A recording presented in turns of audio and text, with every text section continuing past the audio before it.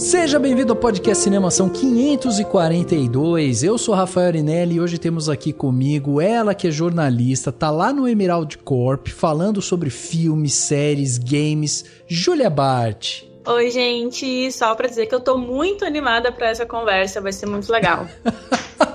Vai desabafar hoje, Ju? Hoje vai falar tudo. Sim, nossa, sim.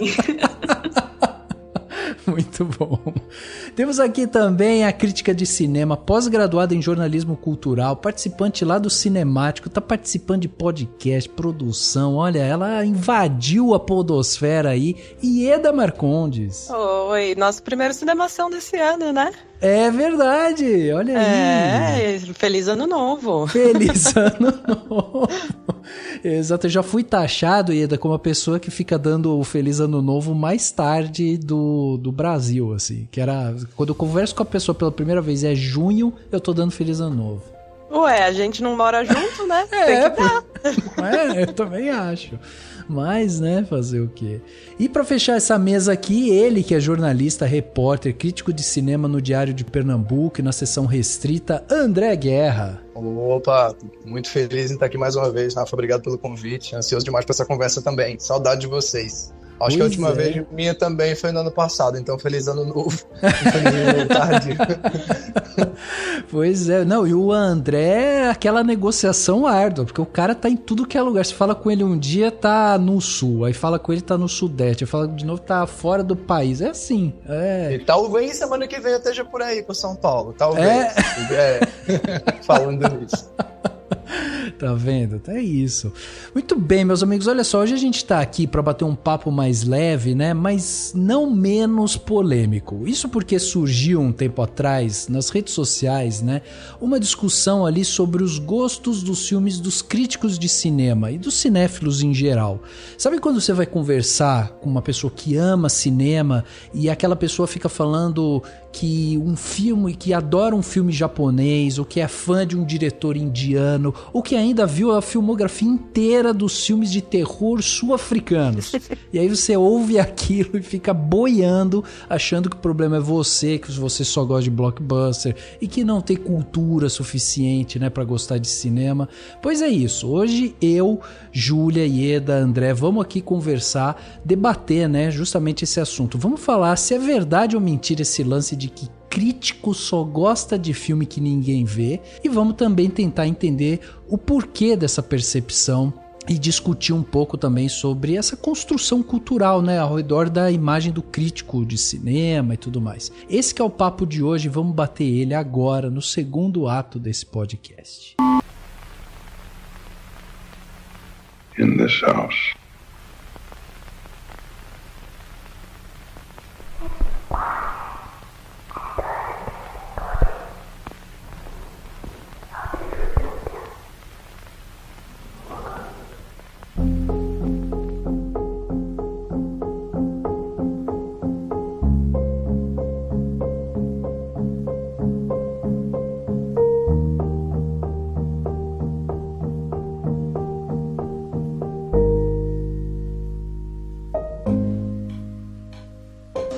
Durante muito tempo na minha vida, não sei com vocês, mas eu estive nesse lugar que eu queria entender cinema mais a fundo, e quando eu ia falar com um professor ou com alguém, né, que tinha assistido mais filmes que eu e tudo mais, sempre me indicavam às vezes um filme que a primeira vez que eu assisti o filme eu achava chatíssimo, assim, falava, caraca, a pessoa me indicou esse negócio pra estudar e é chato e tal, papapá. E aí, à medida que eu ia estudando, a percepção daquele filme ia mudando com o tempo, né? Eu queria saber primeiro se vocês já se sentiram nesse lugar, né, de, tem alguém que fala que, você tem que assistir o filme e tal, que é maravilhoso, que a fotografia, tal, e vocês, sabe, não gostaram, acharam chatos e tal, e depois isso veio mudando. Como é que foi pra vocês, assim, essa entrada nesse meio cinematográfico, assim?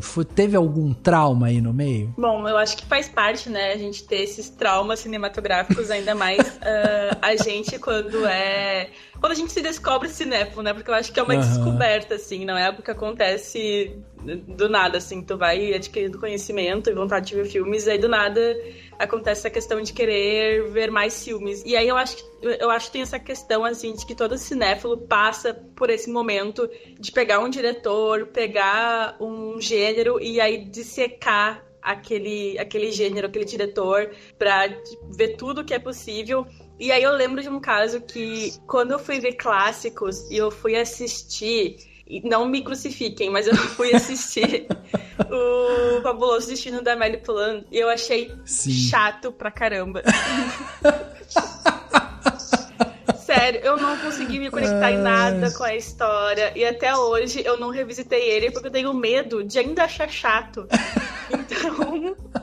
E ser crucificada por isso, né, Ju? Exato, agora que eu tenho um pouco mais de conhecimento, não tanto assim, eu tenho ainda mais medo de ser crucificada ainda por não gostar do filme, né? Júlia, eu acho que eu consigo ser mais iconoclasta ainda. Porque eu sou muito curiosa e desde a adolescência eu pegava essas listas, né, de melhores filmes de todos os tempos e passei por expressionismo alemão. Adorei expressionismo alemão. Foi um negócio assim que de cara eu já achei sensacional. Mas aí chegou Cidadão Kane. Cidadão Kane, eu assisti e fiquei... Mas como que esse é o melhor filme americano já feito, sabe? Não entendi. Passaram-se anos. Sério, teve que... Olha como a gente vai amadurecendo também, né? Depois eu entrei na faculdade de cinema, aí eu comecei a ter aula de história do cinema.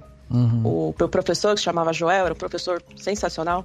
Ele explicou pra gente por que Cidadão Kane era tão revolucionário pra época e por que ali ele tava tendo um momento de ruptura, né, pro cinema, de você tratar o personagem com uma complexidade maior. E, cara, aí caiu a ficha. Você vê como é importante...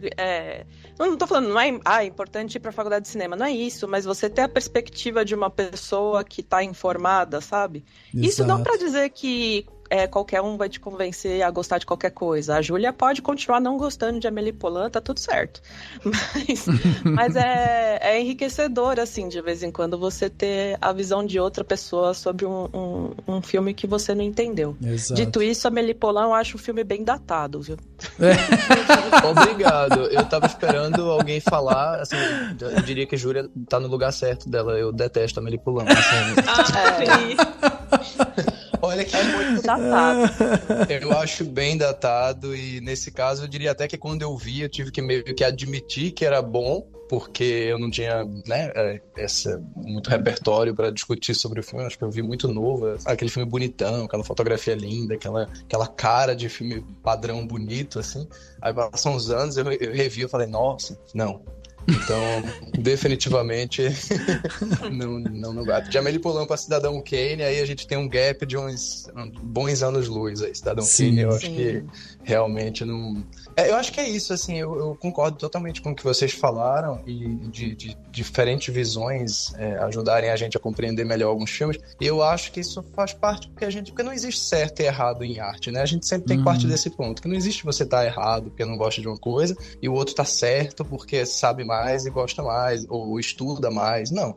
Tudo são experiências. A experiência, ela é genuína, né? É claro que quando você adquire um conhecimento específico sobre uma determinada coisa, você vai ver com um olhar automaticamente diferente. Não é nem que você vai fazer esforço para isso, né? Quer dizer, se você está estudando cinema, se você está estudando enquadramento, história do cinema, teoria, e vai ver Cidadão Kane pela primeira vez, você não vai só olhar pela trama, pelos personagens. Você vai estar naturalmente olhando para certas coisas que talvez em outra época você não observaria. Sim. E aí isso já vai enriquecer a sua experiência, né? Então, eu acho que faz parte do amadurecimento da gente. Às vezes você vai, por exemplo, você tá aqui, já que é pra ser iconoclasta, eu vou falar do meu, que é um filme, olha que aí que não tem muita companhia, que é o Sétimo Selo do Bergman. E eu sou um fã tremendo do Bergman. Eu adoro o Bergman, quase tudo do Bergman. O Sétimo Selo é tipo o top 3 do Bergman, de todo mundo, né? E aí eu fui ver, na época que eu tava começando a conhecer o Bergman, e eu realmente não consegui embarcar na jornada do Sétimo Selo.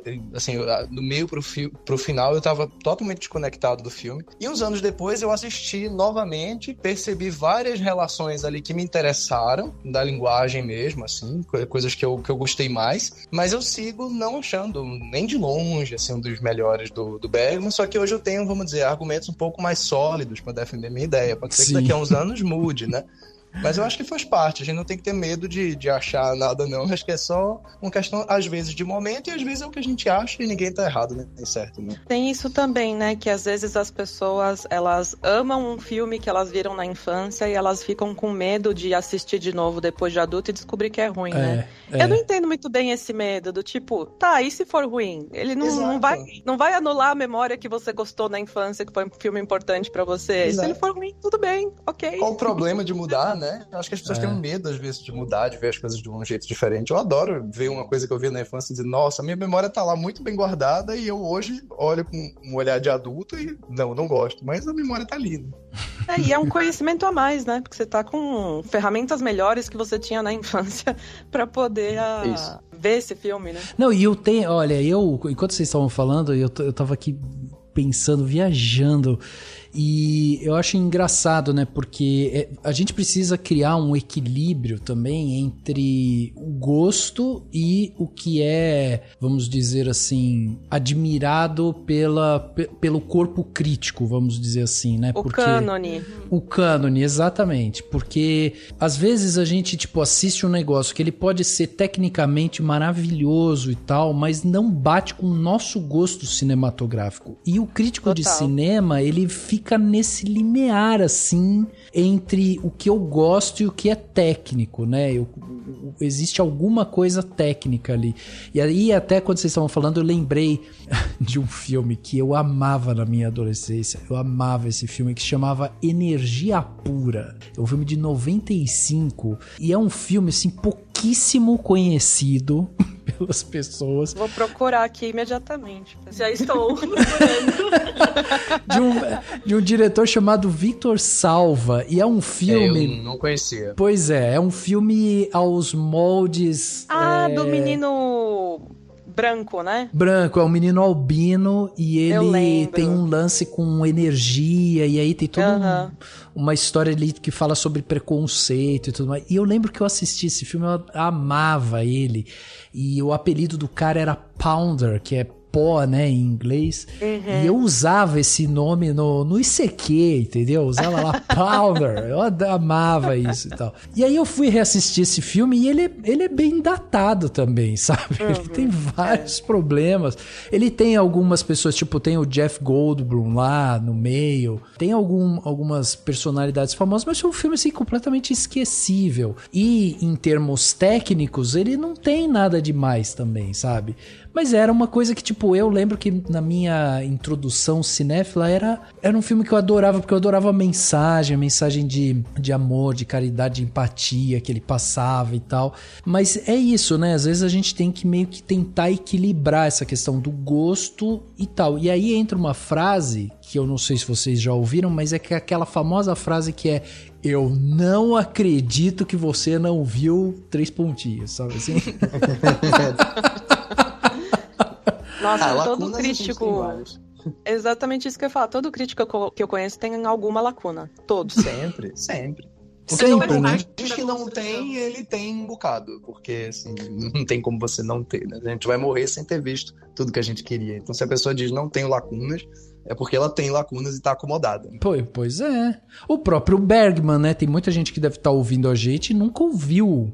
Às vezes não sabe, nem sabia quem era Bergman, sabe? Assim. E aí que entra. E essa que é uma das discussões que eu acho interessante da gente refletir em cima dela, que é justamente isso. Essa questão de que às vezes pode soar como uma coisa um pouco arrogante, assim, do crítico, quando vem com esse papo do eu não acredito que você não viu e tal. Vocês não acham que pode ter um lugar assim, meio que de que o público geral às vezes olha pra isso e fala, mas esses caras são muito, sei lá, elitizados e, entendeu? Sabe, eu vou comentar, assim, uma situação um pouco mais pessoal, assim, como crítica, porque sempre quando eu estou em alguma roda de amigos, assim, ou conhecidos, aí as pessoas começam a falar sobre filme, eu sou a pessoa que me abstenho.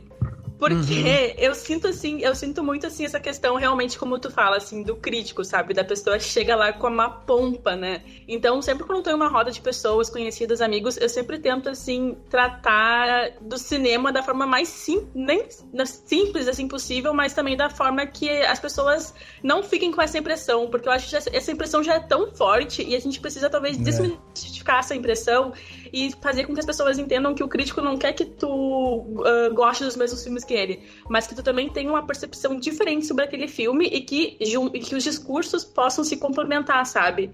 Então eu acho que é bem mais nesse sentido, porque as pessoas já têm muito essa noção de que o crítico é a pessoa da pompa, sabe?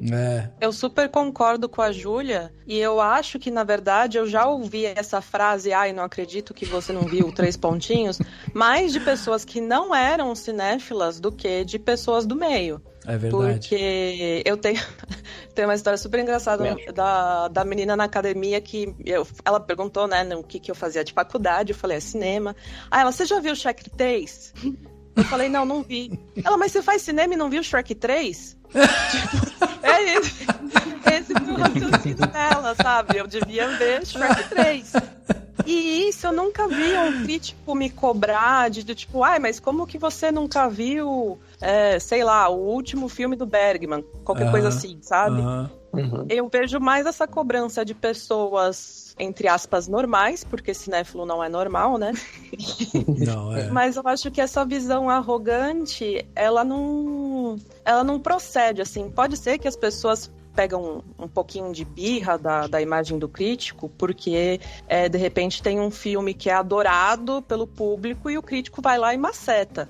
Mas eu nunca vi um crítico ficar bravo com alguém por não ter assistido alguma coisa. Eu concordo, eu acho que faz total sentido isso, até porque, assim, o crítico, de modo geral, ele tem a compreensão de que tem certas coisas que só na bolha dele é que é vista, né? Assim, eu sei que se eu falar de Tarkovsky em determinados ambientes, assim, fora do meio, aliás, até às vezes dentro do meio do cinema, tem gente que nunca viu nenhum filme, e tá tudo bem, não é uma questão de, você não viu, que bom que você não viu, vá ver, né? Aquela coisa, aproveite que você não viu e vá ver. Eu concordo com a Eda nesse sentido, porque em todos os ambientes que eu fui ao longo da vida, assim, da minha curta experiência, assim, de festivais, tal, que eu frequento festivais, assim, há mais ou menos 2 anos e meio, cobrindo, né?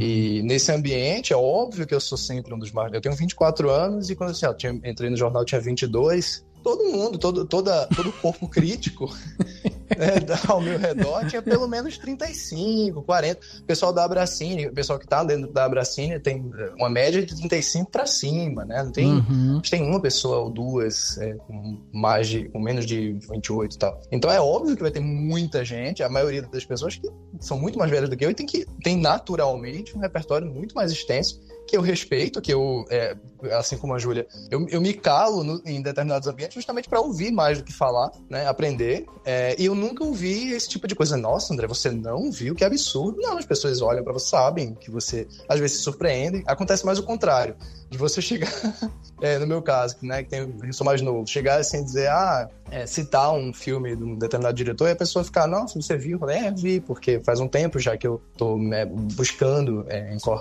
encorpar mais o meu repertório, assim. Então, à medida que a gente faz isso, à medida que a gente cresce o repertório, é o que eu falei, a gente começa a ter uma visão diferente dos filmes, a gente começa a ver de formas diferentes, e aí eu vou só discordar, quer dizer, não é discordar, mas é complementar, acrescentar, enfim, com relação a essa questão de uma coisa ser tecnicamente boa ou não. Eu tô sempre... Acho que eu cheguei até a comentar isso no outro episódio aqui. Eu acho que o lance do tecnicamente bem feito, tecnicamente mal feito e tal, é mais uma questão de convenção, de padrão, que a gente aprendeu a achar que é bom ou não. Eu acho que é uma geração inteira da crítica, e eu tô inserido nessa geração. Eu não sou isso, mas eu tô inserido nesse grupo de pessoas que aprendeu a fazer crítica ou cresceu assistindo vídeos no YouTube de determinados canais, não vou ficar aqui listando todos eles, mas que não foi além, assim, não buscou referências além dessa bolha de cultura pop e tal, e a gente acaba aprendendo a dizer coisas como, o filme do Nolan tecnicamente é muito bom. Por que é tecnicamente bom? Aí você pergunta, a pessoa diz, porque os efeitos são práticos e é tudo muito bem feito. Aí eu pergunto, mas e a aplicabilidade disso na prática? Você assiste Dunkirk, você sente tensão assistindo? Eu não respeito quem gosta, tá? Não tô falando mal de quem gosta de Dunkirk. Mas assim, você assiste Dunkirk, você sente tensão assistindo aquele filme? Você sente no meio da guerra? Você sente o pavor, o desespero, a sujeira da guerra? Eu não sinto, eu acho tudo limpo e tudo muito tecnocrático. Mas tecnicamente é bem feito. É bem feito para quem? Assim, se estabelece um padrão de que uma forma de filmar é tecnicamente boa, e parte da crítica que deveria confrontar esses padrões faz o oposto. E a crítica, eu tava até conversando com o Felipe Leão outro dia sobre isso, numa conversa que a gente fez junto, a crítica deveria fazer o contrário, a crítica deveria questionar esses padrões, deveria chegar e dizer assim, olha, então, vamos pensar isso de outra forma, sabe? Então eu acho que nada é tecnicamente bom e tecnicamente ruim, CGI bom, CGI ruim, eu acho que tudo é como aquilo funciona dentro daquela proposta, sabe? A gente, como crítico, tem que confrontar, não, aderir ao conceito, sabe? Venez, je vais vous aider. On descend et hop, c'est parti. Là, on croise la veuve du tambour de la fanfare. Elle porte la vareuse de son mari depuis qu'il est mort. Attention, hop! Tiens, l'enseigne de la boucherie Chevaline a perdu une oreille. Ce rire, c'est celui du mari de la fleuriste. Il a des petites rides de malice au coin des yeux. Oh, dans la vitrine de la pâtisserie, il y a des sucettes Pierrot Gourmand. Vous sentez ce parfum? C'est Pépone qui fait goûter ses melons aux clients. Allez, goûtez mon melon.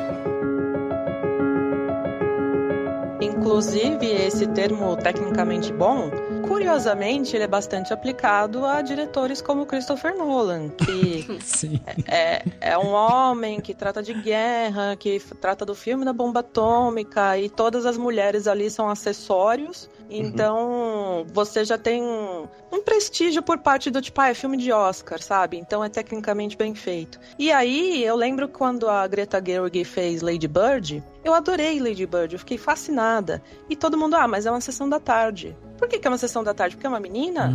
Sabe? Então, o tecnicamente bem feito é reservado pro Dunkirk, mas o tecnicamente bem feito não é pra filme de menina amadurecendo, sabe? Então tem uns vieses, assim, também, por trás desses comentários.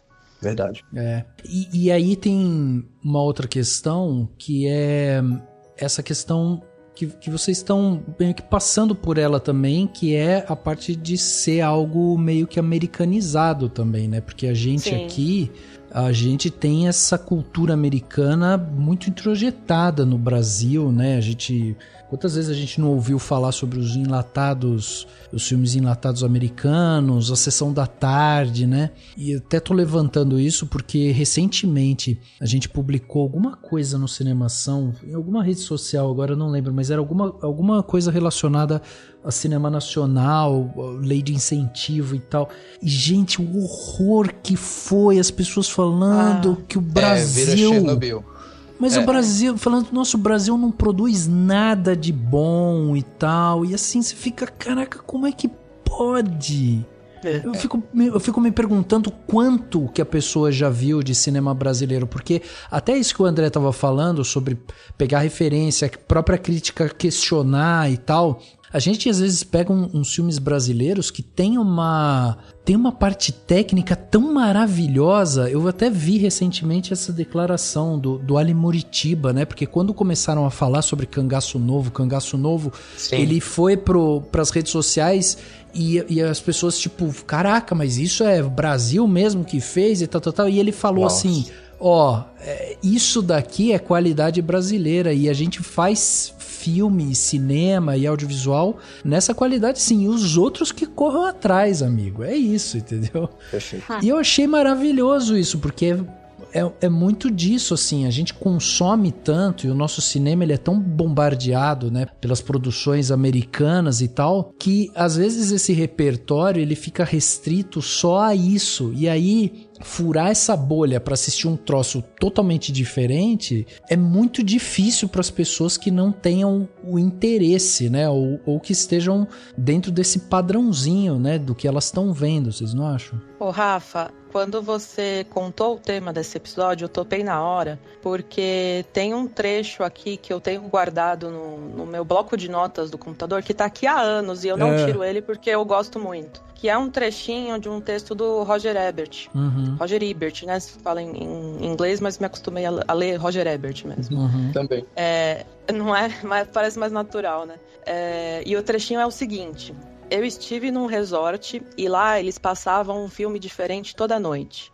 Numa das vezes, passaram Tudo Sobre Minha Mãe, do Pedro Almodóvar, que envolve personagens trans. Por que, uma mulher me perguntou, passaria um filme com coisas que eu não quero ver? Ela não é a única. A maioria das pessoas escolhem filmes que entregam exatamente o que elas esperam. Outras são mais curiosas. Nós passamos por este planeta uma única vez, e nos limitar ao que é familiar é um crime contra as nossas mentes. Cara, sensacional. Perfeito. É isso. É isso, resumiu, exatamente. Podemos acabar o episódio, né? Então, tchau, gente. Mas é exatamente isso. Acho que você tocou no ponto crucial. Cinema é olhar o mundo através da janela de outra pessoa, ou de outras pessoas. Então, assim, é muito triste que tanta gente não queira fazer isso. Quando eu falo isso, eu não estou dizendo, repito, não é a arrogância de a pessoa não viu, não conhece. É natural, faz parte de um sistema que a gente vive de má divulgação, de falta de políticas públicas. É normal que tanta gente não conheça quer dizer, normal não deveria ser, né? Mas acaba sendo o que mais a gente vê, as pessoas não conhecendo o próprio cinema. E eu não estou falando de pessoas que não têm acesso à internet, acesso à televisão, acesso a cinema. São pessoas que moram nas capitais, que teriam esse acesso, mas não têm. O problema não é as pessoas não terem necessariamente visto, mas é que quando você apresenta, tem gente que simplesmente não quer conhecer mais, assim. É a falta de curiosidade, né? É a falta de curiosidade, a falta de vontade de conhecer mais, a falta de vontade de aprender. E aí rola muito a anti-intelectualidade, assim, que eu acho que domina muito das discussões nas redes sociais. É uma coisa que eu tento enfrentar com frequência, porque eu sei que existe... Vocês dois falaram, né, mais cedo sobre essa imagem do crítico arrogante que foi construído ao longo de tanto tempo. É uma imagem que não é totalmente mentirosa, porque é óbvio que em todas as bolhas, em todo o ambiente, existem críticos e pessoas que são péssimas mesmo, que são arrogantes, que são elitistas. Como todo meio, né? Como todo meio, não só crítica, evidentemente. Mas, assim, mais do que isso, hoje eu acho que a gente enfrenta é o oposto, assim, é a dificuldade das pessoas de se abrirem para diferentes tipos de conteúdo, sabe? Hoje eu vi uma pessoa do nosso meio, inclusive, que é colaboradora aqui do Cinemação, vou até falar, citar ela, maravilhosa, crítica, Fabi, né? Sim. A Fabi, ela publicou um vídeo sobre Madame Teia e veio uma pessoa embaixo para falar que ela tomasse cuidado para não... Eu vi esse comentário na hora e fiz questão de responder, que ela tomasse cuidado para não se tornar uma crítica soberba, que fica citando termos técnicos. É óbvio que, assim, só o fato de ser uma mulher, vocês sabem disso muito melhor do que eu, falando determinados termos já causa um abuso em determinados machos, né? Mas, assim, mais do que isso, ainda rola essa coisa de cuidado para não ficar soberba citando termos, porque você é boa justamente por ser leve. Quer dizer, no momento que você é uma menininha, uma mulherzinha ali falando de boinha com a galera, você é legal. Mas se você começa a querer aparecer, querer mostrar que você tem conhecimento, você é elitista, você é soberba, entendeu?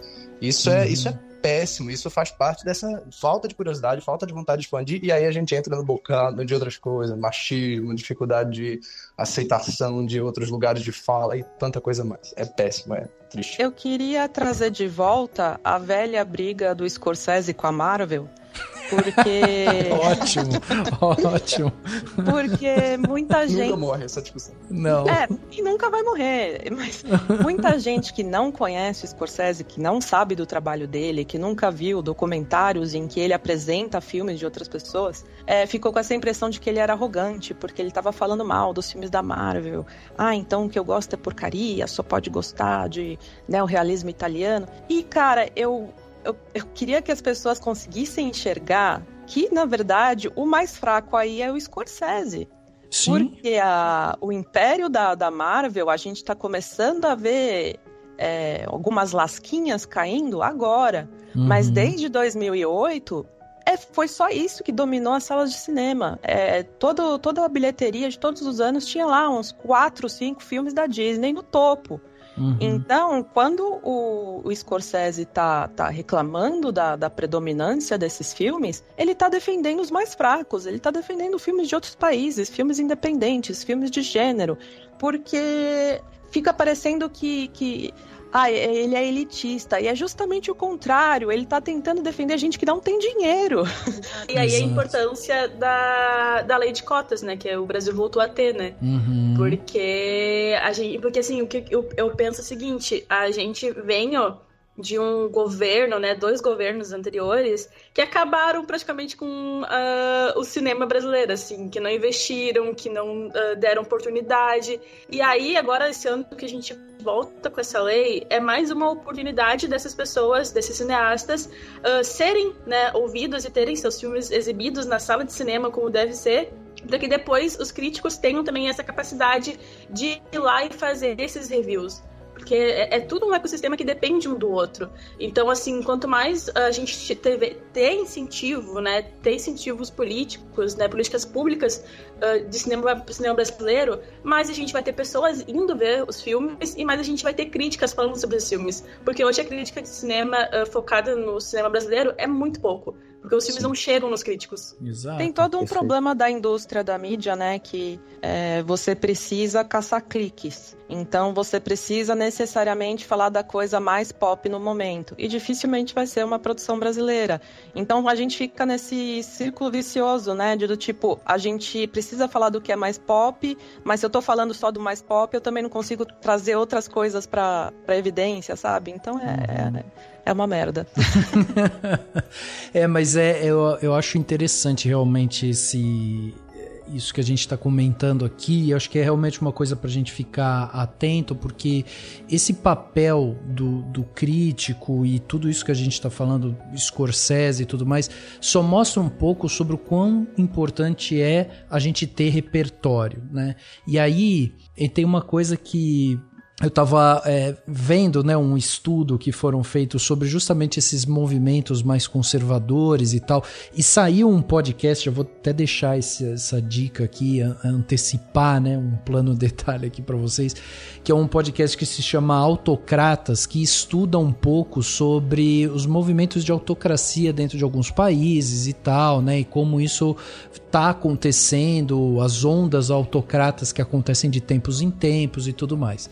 E aí, uma das coisas que me chamou a atenção na fala ali, naquele podcast, no estudo que foi feito, é que existe um pensamento muito linear, assim, entre os conservadores, principalmente, do seguinte, que antigamente as coisas eram mais simples, elas eram mais fáceis, elas eram mais acessíveis, assim. Então, quando a gente vai parar para pensar, vamos trazer aqui pro universo do entretenimento. Antes, quando a gente não tinha uma coisa tão digitalizada, a gente não estava nessa era digital onde todo mundo comentava, onde tinha blog e tudo mais, a conversa sobre o cinema era a conversa que você tinha em casa, falando pro filho, pro sobrinho, pra esposa e tal, sobre o filme que você viu, que você gostou e tal, e era isso. A partir do momento que a comunicação começa a expandir, vão surgindo os especialistas, que vão trazendo pontos ali e aprofundamentos que às vezes as pessoas não pararam para pensar ou não tinham aquele conhecimento e tudo mais, e aquilo vai sendo, né, difundido e tal. Aí existe uma camada da sociedade que olha para isso e acha que as pessoas estão complicando. É só filme, sabe? Eu só quero ver um filme pra eu me divertir e pronto. Aí o cara vem falar de luz, vem falar de plongé, contra plongé. Pelo amor de Deus, que é isso? Aí a pessoa começa a achar esses termos, o uso dos termos e tudo mais, elitista, ou essa soberba, como o André bem citou aqui, a situação da Fabi. Porque o que ele quer, na verdade, é essa discussão que era a discussão de antigamente, que era só essa discussão básica sobre o filme é bom e o filme é ruim. E isso eu acho muito interessante da gente observar, porque na real existe espaço para todo mundo. E a partir do momento que a gente começa a ter essas discussões de que, pô, o cara só gosta de filme e tal, e por isso ele é um idiota, ele é ele é um elitista, ele é isso, ele é aquilo. No final das contas é só o gosto dele, sabe? Tudo bem ele assistir e tal. Só que é isso, a partir do momento que a gente tem esses espaços de discussão e a gente começa a ter cada vez mais espaço para trazer essas informações e tal, a gente também cria um público mais consciente. E isso também é importante porque a gente começa a criar uma arte também mais consciente daquilo que ela pode ser. E a naturalidade é que isso, com o passar do tempo, vá evoluindo, né? E é engraçado, né, que, por exemplo, eu não fico ofendida se um médico usar termos que eu desconheço. Eu acho natural que ele tenha termos que eu desconheço. Mesma coisa um advogado, sabe? São profissões que têm um vocabulário próprio, mas eu não vou me sentir burra por desconhecer. Então, sabe, eu acho normal que uma pessoa que não é formada em cinema não saiba o que é mise-en-scène, por exemplo. Então, do tipo, não se preocupa, sabe? Você não é obrigatório saber, não vai ter prova, sabe? Eu queria que as pessoas ficassem mais calmas com relação a isso. Tipo, vem com a gente pode conversar sobre isso, sabe? Você não é obrigatório saber, não vai ter teste depois, fica tranquilo.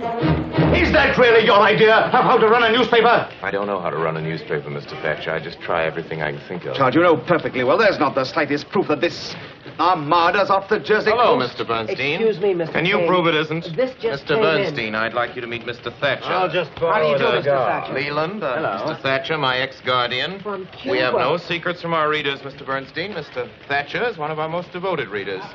He knows what's wrong with every copy of the Enquirer since I took over. Read the cable. Tem 2 pontos aí que são perfeitos que ela tocou, eu fico feliz dela ter mencionado. Assim, são 2 coisas aí pra mim. A primeira é a desvalorização do cinema como arte, como linguagem. Porque o cinema, na verdade, historicamente, olha que o cinema já tem, não porque é uma arte nova, mas assim, já tem mais de 100 anos, né, de existência, e até hoje ainda existe a batalha, por assim dizer, de parte da crítica, para lembrar as pessoas de que cinema é linguagem. Cinema não é só ele é entretenimento e tudo mais, mas ele ele não é um subproduto de outras artes. Ele é uma linguagem que tem sua própria gramática, tem suas próprias peculiaridades. Ele não existe, porque de vez em quando eu faço essa enquete, assim, o que é mais importante num filme? Aí a pessoa sempre responde a história, os atores, o roteiro, ou, como a gente bem falou, a parte técnica, que é o termo mais genérico da humanidade, né? Que só usa para parte técnica. Você não sabe nem o que é isso, mas bota lá, parte técnica. Não, a coisa mais importante de um filme é, como a gente já falou, é a mise-en-scène, leia-se, é a encenação, é a forma, é o cinema, é a linguagem. Se a coisa mais importante do filme fosse a história, ele não seria filme, ele seria livro. Então, a dificuldade das pessoas de entender, esse é o meu primeiro ponto, assim, que é a dificuldade de ver o cinema como uma linguagem, como algo a ser estudado. Então, assim, é por isso que quando a gente da área do cinema fala sobre alguma coisa do cinema, a gente ou é descredibilizado, dane-se, pra que eu preciso estudar isso? É uma coisa que tá ao acesso de todo mundo, né?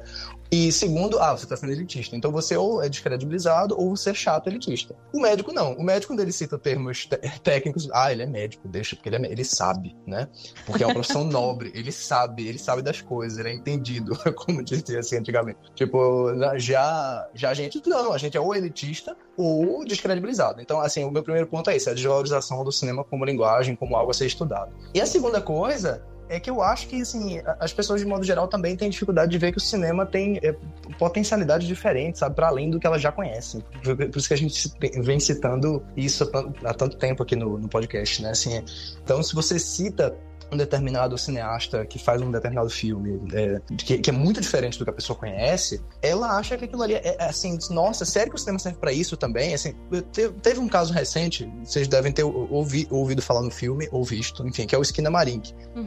E o Skinamarink provocou um rebuliçozinho na crítica, porque ele gerou um curto-circuito que de vez em quando acontece, não é tão frequente, mas também não é tão raro, que é um filme muito experimental ganhar uma plataforma ou um espaço, né, meio de mainstream, assim, o filme conseguiu um sucesso considerável e tal, e aí repercutiu nas redes e virou aquele filme que todo mundo pôde ver. Então o que acontece? Parte da crítica que está acostumada com filmes daquele tipo, ou, tudo bem, ela pode até não gostar, mas ela não vai gostar por achar aquilo chato, por não ter repertório. Ela não pode não gostar por um determinado motivo, que tá tudo bem.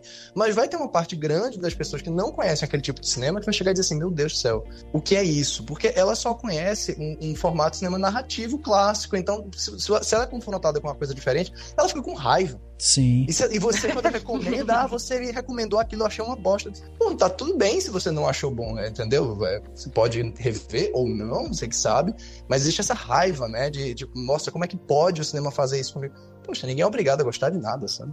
Mas eu acho que... É muito bom o que tu falou, porque eu acho que essa questão, né, de quando a gente tá muito acostumado com uma narrativa, faz parte de uma indústria cultural que se formou. De que as coisas viraram tudo mercadoria, né? A cultura virou mercadoria. Então as pessoas, né, começam a consumir mais só pra fugir de uma realidade e não pra refletir e questionar sobre o que está consumindo. Então eu acho que parte muito dessa questão de que a gente precisa ver filmes que sejam, como, né, a gente falou aqui várias vezes, né, precisam sair da bolha e ver outros tipos de filme. Até tem uma frase que eu nunca vou esquecer, porque, né, é maravilhoso, o Bong Joon-ho, que ele falou, que, né, acho que vai estar no Globo de Ouro, no Oscar, não lembro, que as pessoas precisam passar a barreira das legendas pra conhecer outros filmes. E aí, a barreira de 2 centímetros, né? Isso, e aí tá faltando hoje em dia, gente, pelo amor de Deus, tá faltando isso. Exatamente. Perfeito. Até quando o André tava falando que o médico às vezes não é questionado e tal, até hoje em dia, até médico começou a ser questionado, viu, André? Não é por nada não. O pior é que o negacionismo chegou nesse ponto. Né? Até não, inclusive o médico, né? Os cientistas de modo geral. Inclusive, pois é. Agora, dentro disso, eu acho interessante também, porque volta para aquela questão da parte técnica e tudo mais. No último podcast que eu gravei aqui, eu entrevistei o Marcos Pimentel, que fez um documentário chamado Amanhã, né? Que tá chegando nos cinemas e tudo mais. E aí, quando fui pedir para ele uma dica, né, pra gente estudar e tudo mais, ele falou assim do Mato Seco em Chamas. E ele falou assim, Mato Seco em Chamas é um filme brasileiro que eu acho que a gente só vai ter a dimensão do tamanho desse filme daqui a um tempo. Porque parece que ele tá muito à frente. E aí isso me remeteu ao que vocês estavam falando sobre essa questão desse ponto de vista, né? Porque Mato Seco em Chamas, ele é um mix de documentário e ficção. Isso. De uma forma que você fica...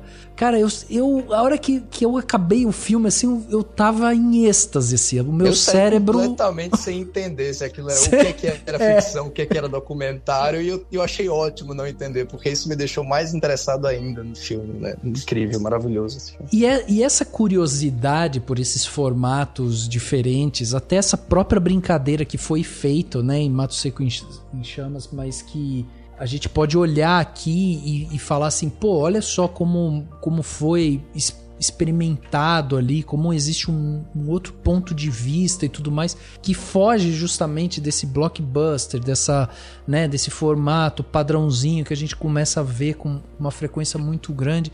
Isso é maravilhoso por isso, assim, porque você começa a ter outros pontos de vista, você começa a questionar realidades, entender pontos de vista que você talvez nunca tivesse alcance aquilo. Por isso que é tão legal, assim, a partir do momento que você traz esse questionamento.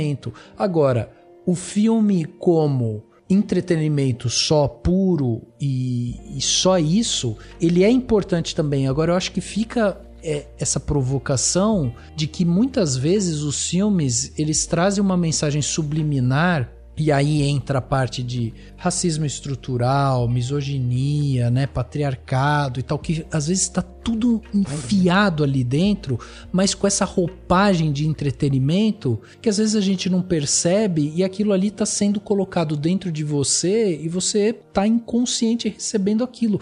Por isso que eu acho que é tão importante a gente questionar e da gente pegar essas obras também, e a gente como crítico, como, né, as pessoas que estão... A gente está aqui em 4 pessoas que produzem diariamente falando sobre cinema. Então essa crítica especializada que, né, acaba ajudando na proliferação de opiniões mais especializadas e tal, tem também por objetivo essa ideia de trazer um aprofundamento e talvez ajudar as pessoas a consumir coisas mais saudáveis pra gente na sociedade como um todo, né? Rafa, enquanto você estava falando, eu estava me lembrando do Miyazaki. Porque O Menino e a Garça saiu há pouco tempo, né? E a gente gravou no Cinemático episódio. E aí a gente começou a receber comentário de gente que não conhecia o Miyazaki. Eu acho isso tão legal de apresentar uma coisa nova para alguém. E é engraçado também porque algumas pessoas estão saindo do último do Miyazaki, O Menino e a Garça, falando, mas é muito confuso. Como se a obra inteira do Miyazaki não fosse daquele jeito. Se não fosse... hoje me mandaram um comentário assim, Ieda, mas eu achei muito brisado. Mas, gente, ele é assim. Todos os filmes Sempre dele foi. são assim. Mas eu acho que esse, pra quem não conhecia, talvez seja mais... Então, ele não é um Mas bom filme de entrada. Eu concordo que ele não é um bom filme de entrada. Mas, por exemplo, eu acho que a maioria das pessoas da nossa geração, e eu sou mais velha, eu tô com 37, teve primeiro contato com o Miyazaki por A Viagem de Chihiro. E A Viagem de Chihiro... é bom saber que eu ainda estou perto dos jovens. Mas... Mas eu sou de 99, então eu vi criancinha, assim, com esses 6 anos, em DVD. Não vi, meu Deus, eu tava fazendo 15 anos. Mas ok. A Viagem de Chihiro, quando chegou aqui no Brasil, era um negócio completamente diferente do que a gente estava acostumado a ver. E eu achei isso fascinante. Em vez de eu sentir repulsa, porque era um negócio que eu não estava acostumada a ver, eu terminei de ver o filme e pensei, cara, eu não entendi nada, mas eu adorei. E eu passei anos pensando nesse filme, revendo, e isso foi me levando para ver mais filmes japoneses, estudar a cultura japonesa. Eu fiz 4 anos de japonês, no final das contas. E, cara, eu acho isso maravilhoso, porque o cinema, ele te leva para lugares que você... sem sair da sua casa. É um clichê, eu sei, mas é aquela coisa, cara. Quando que eu vou pra Turquia? Eu não vou pra Turquia, mas eu consigo aqui pegar um filme agora, pegar os Evas Secas aqui, vou assistir, cara, e vou ver uma Turquia que eu nunca poderia ver sozinha. Então eu acho que é um negócio tão, tão mágico, e eu queria que as pessoas enxergassem mais dessa forma, porque, cara, você só tem a ganhar, sabe? Você tá ganhando uma passagem de primeira classe, porque você tá na sua casa, você não precisa pegar fila, você não precisa fazer nada, para visitar todos os lugares do mundo por óticas que você jamais imaginaria que existe, sabe? Eu acho fascinante. Exato, é fascinante. Aí eu tenho uma pergunta para vocês, que daí entra na parte de premiação. Porque a gente vê com o tempo, por exemplo, o Oscar perdendo um pouco de relevância pro público geral, assim, e ganhando, né, alguns filmes que às vezes aqui no Brasil tem dificuldade de chegar nas salas de cinema e tudo mais. E aí eu queria que vocês falassem um pouco como que vocês veem essa parte de premiação, né? Se isso é uma coisa que ajuda nessa proliferação desses filmes que às vezes fogem, né, da mesmice e tudo mais. E por conta disso, no caso do Oscar, por exemplo, ele acabou se tornando mais impopular justamente por ele não tá sendo tão massificado como era antes, né? Que, por exemplo, vamos pegar só o exemplo do Oscar, se a gente olhar lá pra trás, tipo Titanic, ele tinha filmes que levavam multidões, e daí vinha com aquele selo, né, de Oscar e tal. E hoje em dia o Oscar, ele tem uma coisa um pouco mais questionável, assim, e virou uma coisa um pouco mais de nicho mesmo, né? Assim, uma visão um pouco mais nesse sentido. Vocês acham que é importante ainda isso? As premiações acabam ajudando a alavancar ainda mais esses filmes de alguma forma? Eu acho o Oscar importante, sim. Não no sentido que as pessoas têm, do tipo, é importante ganhar um prêmio, não é isso. Eu acho importante no sentido de divulgação mesmo. Tanto que a Júlia citou o Bong Joon-ho agora há pouco. E, pô, cara, que prazer, foi o ano do Parasita, vendo gente que nunca tinha visto um filme coreano na vida, de repente assistindo, gostando, discutindo, recomendando. Então, exato, cara, esse é o melhor resultado possível que pode sair do Oscar. Não acontece todo ano, foi um ano especial, foi a última coisa boa que aconteceu antes da pandemia, e depois foi só uma chuva de bosta. Mas, foi um divisor de águas, o Oscar de Parasita marcou o mundo antes e depois. Né? Olha, vão ter que sobreviver à pandemia só pensando no Bong Joon-ho com a sua estatuazinha dourada. Foi assim que a gente Viveu. Pois é. Então eu acho muito importante nesse sentido de divulgação, essa questão que as pessoas têm, mas tem que ser mais popular, tem que criar uma categoria de filme mais popular do ano. Cara, eu penso muito naquele meme que as pessoas usam no Twitter do Don Draper em Mad Men, falando assim, é pra isso que o dinheiro serve. Que é uma cena que a Peggy tá conversando com o Don Draper. Don Draper é o chefe dela, né? E ela fala, eu fiz todo o trabalho e você nem me deu agradecimento, nem fez nada. Eu tô te pagando por isso, esse é o agradecimento. Uhum. Então, cara, esses filmes, eles já estão no topo da bilheteria. Eles estão, graças a Deus, isso tá mudando agora, mas até pouco tempo, eles estavam no topo da bilheteria, conquistando bilhões de dólares. Você não precisa divulgar esse filme. Que é premiado. Divulgado. Pois é, esse filme já tá divulgado. O Globo de Ouro já criou aí, né? Uma categoria de melhor bilheteria, que é tipo o auge do capitalismo, né? De vamos premiar quem fez mais dinheiro. Parabéns por ter feito dinheiro, né? Tipo... Pois é, parabéns. Você fez 1 bilhão, né? O prêmio do 1 bilhão. O Globo de Ouro é essa coisa meio vexatória, né? Que eles precisam dar uma melhorada. Mas, cara, filme popular não precisa ser premiado. Tomheten är en spegel vänd mot mitt eget ansikte. Jag ser mig själv. Grips av vedervilja och skräck.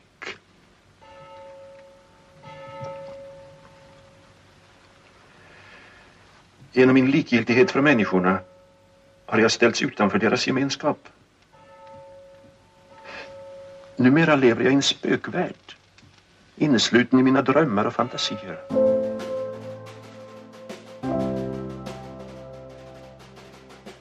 Eu concordo com o que a Ieda falou, e aí também eu acho que o Oscar, ele continua sendo relevante, porque ele tem também um sinônimo de qualidade, o que desperta a curiosidade nas pessoas. Eu vejo muitas pessoas que não são do meio cinematográfico, ou que não têm tanto apreço, assim, pelo cinema como a gente, indo ver filmes porque eles foram indicados ao Oscar. Então, assim, vi muita gente indo assistir, por exemplo, a Barbie e o Oppenheimer agora, recentemente, porque foi indicado ao Oscar.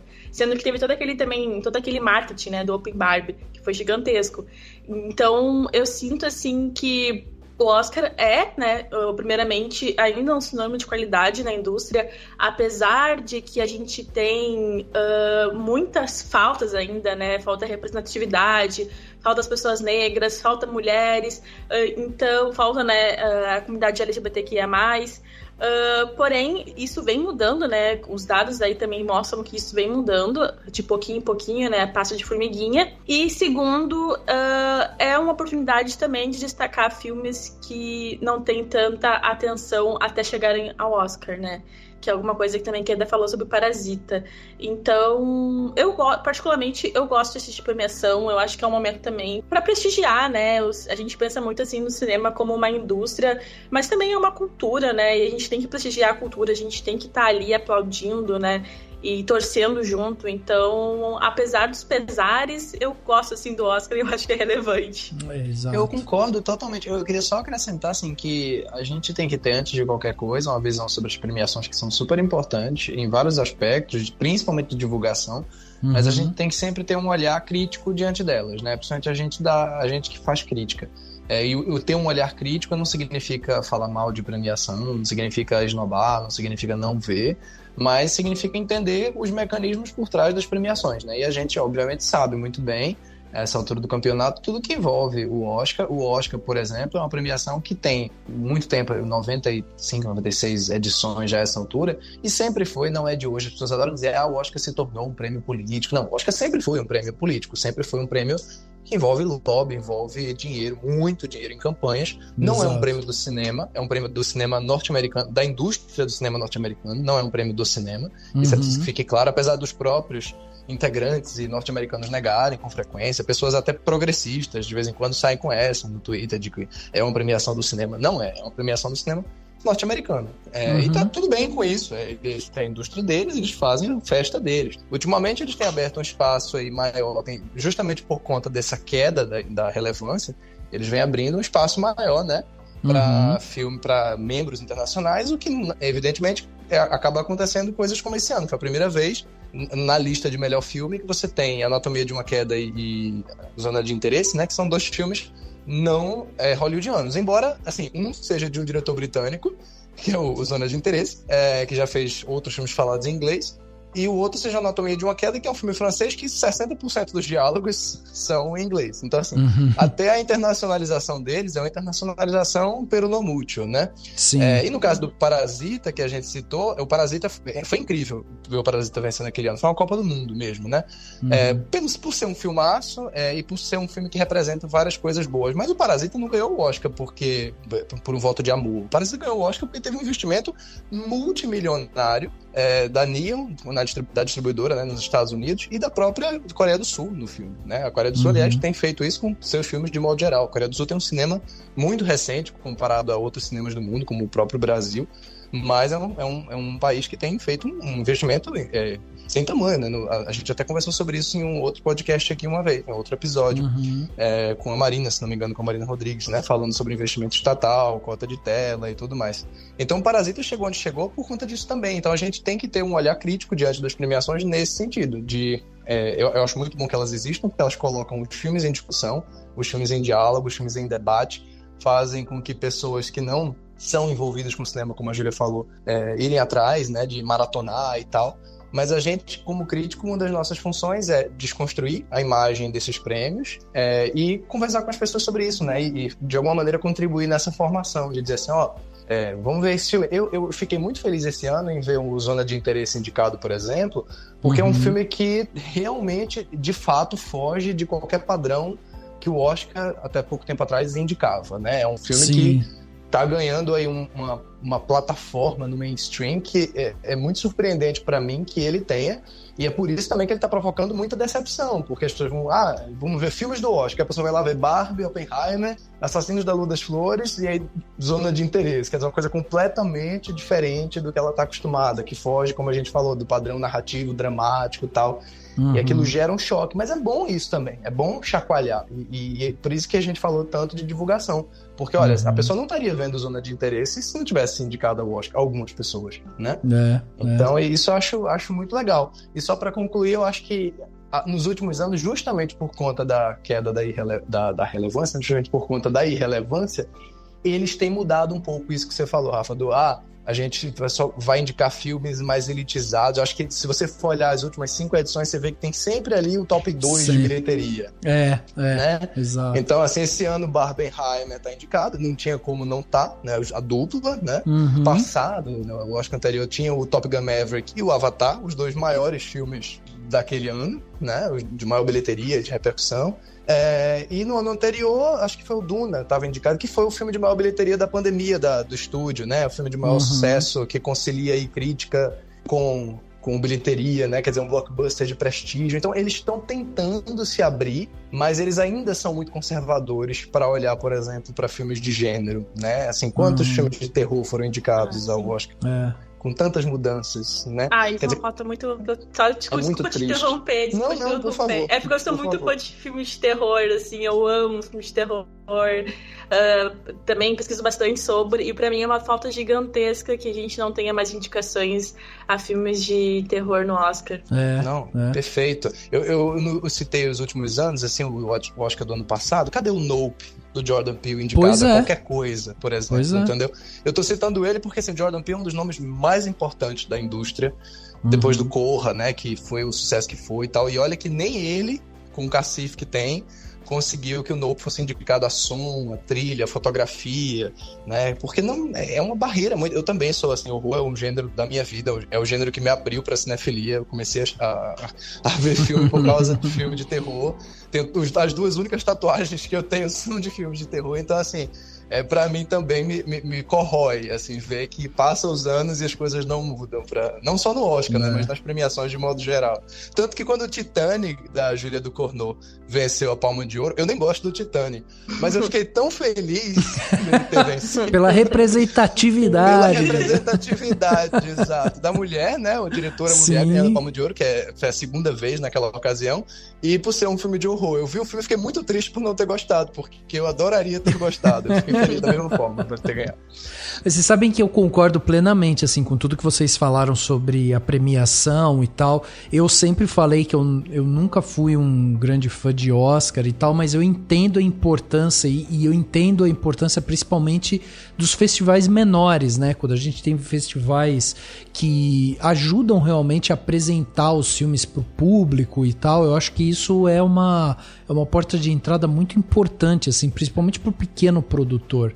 E aí tem uma coisa que enquanto vocês estavam falando, eu lembrei, a gente tem um episódio aqui no Cinemação muito legal, que é o 474, quando a gente falou sobre soft power. E a gente falava sobre esse poder suave, né? Porque soft power, essa que é a tradução, seria um poder suave da cultura. E a ideia do soft power, o conceito principal dele é esse, de você produzir algo dentro da cultura que ele começa a ser aceito e isso vai, com o passar do tempo, sendo normalizado por outras pessoas, por outras culturas e tal. Então é muito do que, por exemplo, a Coreia do Sul tem feito. A partir do momento que eles começam a colocar grana nos filmes, divulgar e tal, e esses filmes vão chegando a mais pessoas, a gente vai vendo produção na Netflix e tal, aí tem cota de tela, né, que ajuda também as produções coreanas a serem mais produzidas, a estarem mais presentes e tal.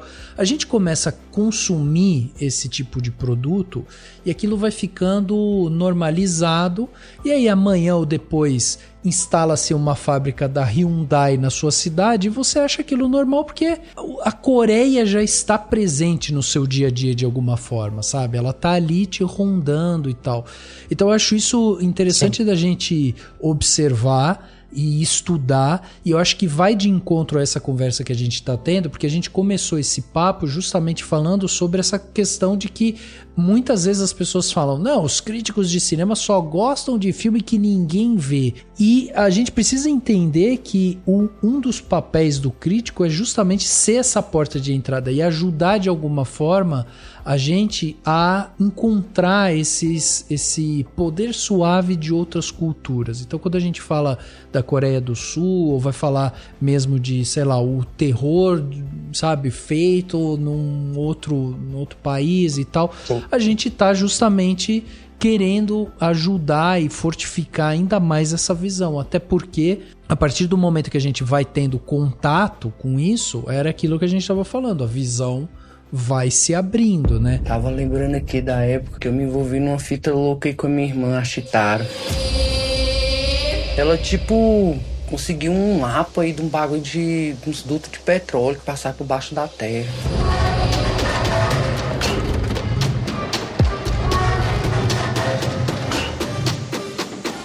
Eu vou passar pra vocês a R$3 o litro da gasolina.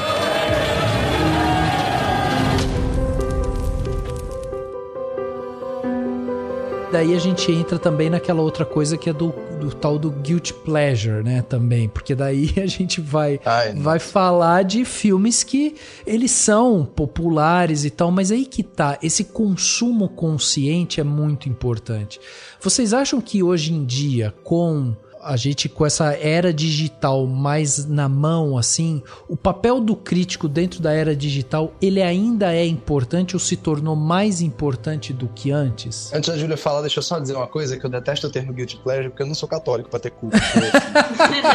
Então, assim, o que eu gosto e pronto. Eu não tenho culpa. Entendeu? Eu defendo. Se eu gosto, mas eu sei que é ruim. Não, se eu gosto, pra mim é bom, ué. É isso, perfeito. Muito bom. Bom, eu acho que atualmente a gente tem, assim, pelo menos eu penso, né, o crítico como uma ponte, sabe, entre o filme e entre o público.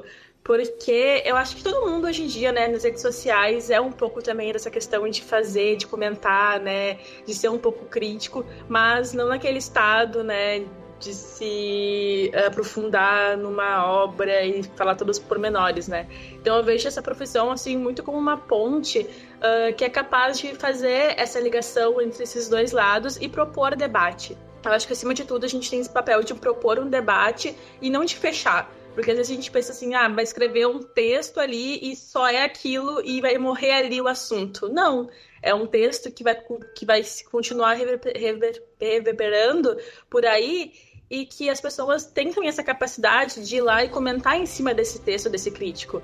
Então, para mim, é muito mais um papel de ser uma pessoa que viabiliza o debate e que também, né, a gente fala sobre a questão de ter filmes favoritos, assim, que não são esses filmes, né, cults, vou dizer cults, que tem uma palavra que eu detesto, mas enfim. E as pessoas têm que entender também, né, que a gente às vezes pode falar de filmes super mainstream, mas de filmes também que são nichados e que o debate nunca vai morrer ali, né, que a gente sempre tá construindo esses debates. Nossa, eu queria saber como vocês conseguem ser tão sintéticos, porque pra falar isso e olha que eu sou jornalista, minha função deveria ser mais sintética, então desculpe ser prolixo.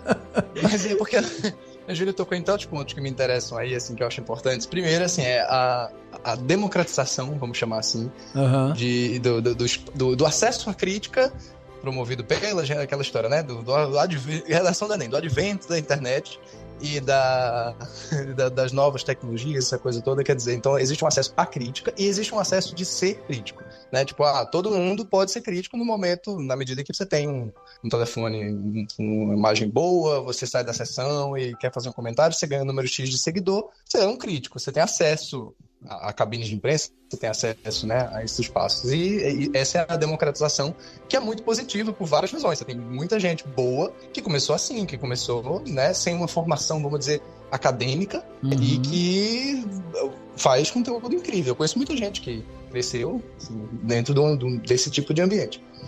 O lado ruim é que você também não tem, é uma coisa meio inevitável, né, você não tem a filtragem, né. Assim, então tem muita gente que, como crítico é uma profissão autodeclarada, a pessoa bota também ali o nome do trabalho dela de crítica, quando às vezes não é. E aí a gente entra num espaço cada vez mais, numa linha cada vez mais tênue entre o que é a crítica de cinema e o que é o guia de consumo. Assim, hoje em dia as duas coisas são muito misturadas, assim. Tem gente que faz guia de consumo e tem gente que faz crítica de cinema. A crítica, como a gente falou mais cedo, é um conteúdo de construção e desconstrução, de confronto, de ideias, de debate. O guia de consumo, ele, de modo geral, é um material de descrição, né, que funciona mais como recomendação ou contra-recomendação. Então, assim, é uma resenha. Vá ver esse filme porque ele tem tais características. Vá ver esse filme ou não vá ver, né, tal. Eu não gosto dessa história de não vá ver, porque eu acho que a pessoa tem que definir, né, se ela vai ver, se ela quiser, não é a pessoa que tem que decidir. Mas o guia de consumo é isso. Então, hoje a gente tem a crítica meio que se divide nesses dois. E fica difícil, né, para as pessoas. Será que o que eu faço é crítica? Será que não é? Então, acho que isso que a Júlia falou sobre propor, né, debates, acho que é o principal. Tem muita gente que faz crítica para, justamente como eu falei, para contra-recomendar um filme, que aí você fecha totalmente o debate. Quer dizer, para que a pessoa vai querer discutir aquele filme se você já está dizendo não vai ver? Né? Assim, você mata o debate aí. Sim. E quando você também traz elementos, fatores externos ao filme como centro do julgamento. Então, assim, eu acho importante, claro, né, que você não possa trazer questões exteriores ao filme para o seu comentário. Mas quando aquilo vira a razão de ser da crítica, eu tenho muito problema com isso, sabe? O cara se propôs a fazer a crítica de um filme novo que saiu aí do Polanski, vou citar um exemplo bem radical, e ele se propôs a fazer a crítica do filme. Ele vai falar mal do filme porque o filme é do Polanski, que é uma pessoa que fez o que fez e que é tenebrosa. Poxa, se você vai falar mal do filme porque ele é do Polanski, não fale sobre o filme, entendeu? Porque você acaba com o debate, você arruína o debate. Então, assim, você tem que discutir o filme pelo que ele é, e é assim que você bota a conversa pra frente, sabe? Não dizendo pra não ver e muito menos misturando questões exteriores ao filme. Às vezes eu acho que as pessoas confundem muito isso, sabe? Até porque não é o dever do crítico falar o que você deve ou não ver, né? Isso é uma coisa... Exatamente. É uma coisa que tem que ficar bem clara pra qualquer crítico que você aí tá seguindo. Se seu crítico falou não vá ao cinema, meu... Muda de crítica. Muda de canal. Muda de canal. Exatamente. Porque a ideia do crítico é justamente essa. Ele pode trazer insights sobre aquele filme e tal, mas a perspectiva do espectador continua sendo dele, assim, e o crítico ele vai só adicionar camadas àquilo, né? Então, é isso, tem que ficar claro isso realmente. Aí outra coisa que a Júlia falou que eu gosto, o pessoal tem a história de falar crítico, gosta de filme cult. Gente, por favor, parem de usar a palavra cult aleatoriamente. É horrível. Assim, é uma palavra que não faz sentido. Porque primeiro as pessoas não sabem o que cult quer dizer. Começa daí. Né? Assim, as pessoas confundem filme cult com o que elas provavelmente estão querendo se referir a filme culto. Tipo, o filme ele é um filme culto porque é só pessoas cultas que vão gostar. Mas a palavra cult, assim, quando a gente discute sobre cinema, não tem a ver com ser culto, tem a ver com culto no verbo cultuar. Tipo, então, são filmes cultuados por determinadas pessoas que não tiveram uma recepção inicialmente boa ou foram esquecidos e com o passar do tempo ganham um status. Tipo Showgirls, Ataque dos Vermes Malditos, isso é um filme cult. Que é um filme que ganha um prestígio de nicho. É diferente do clássico. O filme clássico é um filme que é amplamente difundido. Então, assim, essa é a diferença para ficar registrado aqui, o professor Pasquale, né, do parecendo o professor Pasquale, para ficar registrado que o cult é isso. Então, não tem crítico cult. Não existe crítico cult, minha gente. Crítico de cinema, em tese, ele tem que assistir a todos os tipos de filme. Exato. Tem que estar aberto a todos os tipos de filme. Entendeu? Exatamente. Eu só quero perguntar uma coisa para vocês, assim, que eu fiquei na minha cabeça, assim, porque... Por favor. Por muito tempo, eu meio que reneguei, assim, essa questão de ser crítico, sabe? Porque eu achava que era algo que não me cabia. Eu, obviamente, já sou formada em jornalismo, assim, mas escrevo sobre cinema há uns quase 4, 5 anos, assim, mas por muito tempo era algo que que eu renegava e que eu não queria meio que admitir, assim, que eu era crítica, porque eu pensava que não era algo que me cabia. Aí eu queria ver com vocês, assim, que momento que vocês pensaram, poxa, agora eu sou um crítico de cinema. Olha, uma ótima pergunta essa. Eu ainda tenho dificuldade até hoje de falar sobre ser crítico ou não de cinema, porque a minha tarefa principal dentro da área é isso daqui que a gente tá fazendo, sabe? É discutir, é gravar podcast e tal. Eu não sou o da escrita. E eu acho que o crítico de cinema, ele tem esse aspecto bem definido de, sabe, são pessoas que escrevem e tal. Então, às vezes, eu fico meio, será que eu sou mesmo? Porque eu gosto mais de gravar e tal. Só que uma vez, a gente gravando aqui, e o Pedro Amaro, que é um grande amigo, já gravou com a gente aqui e tal, ele me soltou uma frase que aquilo grudou em mim, que eu tava contando pra ele um pouco sobre a minha história e como que eu cheguei no cinema e tudo mais. E aí eu falei assim, eu não sei se eu sou um crítico, um especialista, não sei se eu me considero isso e tal. Daí ele falou assim, o cara tem um site de cinema há 15 anos, grava podcast com o diretor, entrevista as pessoas, faz análise de filme, faz isso, faz aquilo e não é. Então o que seria um crítico? Aí nessa hora só, Ju, que eu falei, puta, eu acho que ele tem razão, eu acho que eu sou. E isso faz pouquíssimo tempo que aconteceu, você vê que coisa? Pra mim, hoje eu consigo me identificar como um crítico de cinema, talvez não nos moldes mais comuns, né, dentro da escrita e tal, porque essa parte eu deixo mais lá pro Daniel Cury, dentro do nosso site, tem outras pessoas que escrevem dentro do cinemação que escrevem muito melhor do que eu escreveria, mas eu me considero hoje um crítico nesse sentido mais do audiovisual mesmo, então eu me vejo nesse momento, nessa ponta desse trajeto, mas assim, foi difícil de admitir, viu? Eu precisei tomar um puxão de orelha no caminho pra finalmente falar, tá bom, vai, eu sou, ok.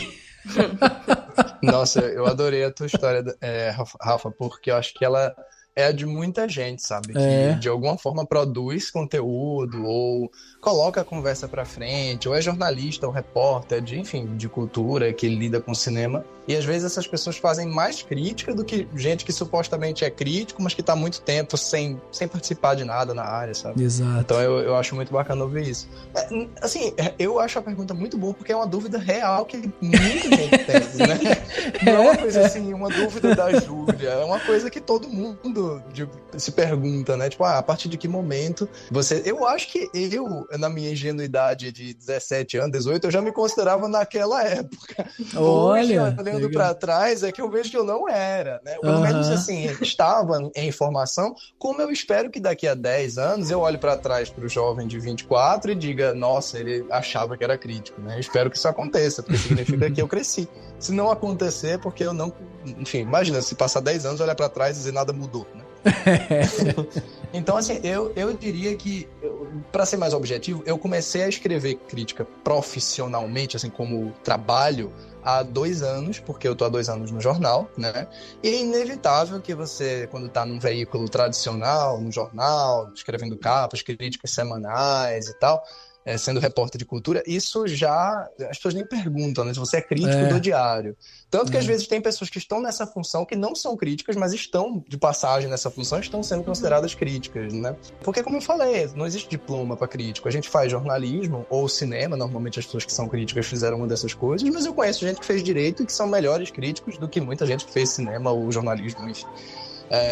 Então eu acho que vai muito de você perceber, você tem uma atividade, como o Rafa bem falou, né? Você tem uma atividade voltada para essa discussão, que de alguma forma, porque crítica não é só escrever um texto fazendo review, né? Crítica é justamente isso, monitorar discussões, né? Mediar lives e conversas. Tem, inclusive, pessoas que estão na Abracine, né? Tem alguns queridos amigos até que são parte da Abracine e que não são pessoas que se consideram críticas. Eu conheço alguns que já falaram, não me considero crítico, mas estão na Abracine, são associados, né? Porque são pessoas que têm, justamente assim como o Rafa, uma atividade de muitos anos, uma experiência de muito tempo, já viram muito filme na vida, né? Fizeram curadoria, quer dizer, a crítica não é só, são tantas atividades, né, em volta do cinema, e de alguma forma todos nós que estamos contribuindo com o debate, botando ele pra frente, a gente é crítico em alguma medida, né? Eu comecei a me dizer, batendo no peito, eu sou crítico de cinema. Eu acho que quando você tem uma forma... Eu me formei em jornalismo 3 anos atrás, estou entrando agora esse ano no mestrado em comunicação. Aí você já diz, eu sou formado em jornalismo, eu trabalho no jornal, não é possível que eu não seja crítico, entendeu? Exato. Mas a gente está sempre em formação. O que eu acho errado, tudo bem você dizer que você é crítico, eu acho errado a pessoa achar que ela, já vi de tudo, já tô, sabe? Não, a gente tá sempre aprendendo e tem que ser sempre assim. Poxa, não é de você dizer que já viu tudo, porque você não viu nada.